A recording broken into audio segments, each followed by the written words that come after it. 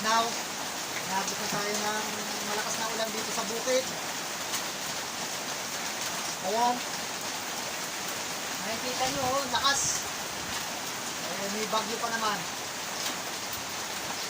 Wala naman tayo magagawa kundi sumilong. Hindi rin tayo makakapagtrabaho. Napaka-ulan. Sira ang trabaho natin sa bukid pag ganitong sobrang ulan. Sunod-sunod na yung bagyo natin. Wala nang humpay. Yung nakaraan, bagyo ito naman. Ano bang bagyo ngayon? Paulo yata. Paulo ngayon. Paulo. Kaya kailangan mag-ingat. Lalo na yung mga nasa mabababang lugar.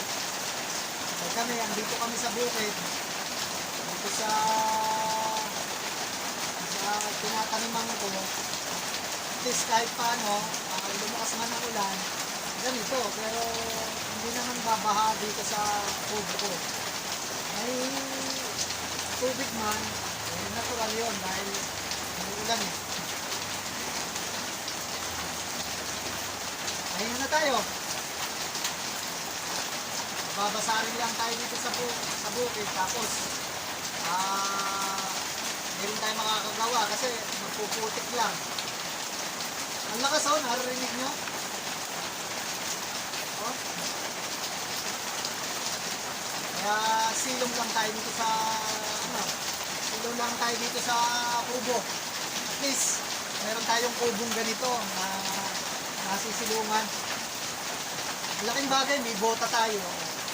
Saka to, hindi rin na rin tayo mababasa dahil pag tumatama rito ang ulan, hindi naman tatago sa ulo natin. Oh.